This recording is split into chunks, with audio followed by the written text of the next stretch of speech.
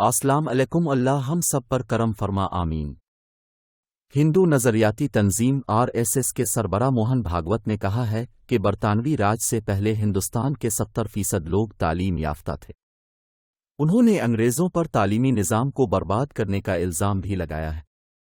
Indian خبر رساں ادارے ANI کے مطابق موہن بھاگوت نے دارالحکومت دہلی سے ملحق ریاست ہریانہ میں ایک ہسپتال کے افتتاح کے موقع پر خطاب کرتے ہوئے یہ بات کہی۔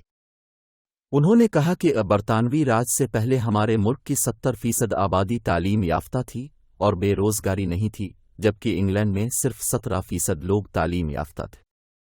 انہوں نے اپنے تعلیمی ماڈل کو یہاں نافذ کیا اور ہمارے ماڈل کو اپنے ملک میں نافذ کیا۔ اس لیے انگلستان میں 70% لوگ تعلیم یافتہ ہو گئے، جبکہ ہندوستان میں اس کی آبادی کا صرف 17% تعلیم یافتہ رہ گیا۔ موہن بھاگوت نے یہ بھی دعویٰ کیا کہ برطانوی راج سے قبل ہندوستان میں ذات پات اور رنگ و نسل کی بنیاد پر کوئی تعصب نہیں تھا، کیونکہ ہندوستان کا تعلیمی نظام لوگوں کو خود پر انحصار کرنے کے لیے بنایا گیا تھا۔ اب ہمارے چینل کو سبسکرائب کریں تاکہ ہم آپ کو علم و حکمت کی باتوں سے آگاہ کریں۔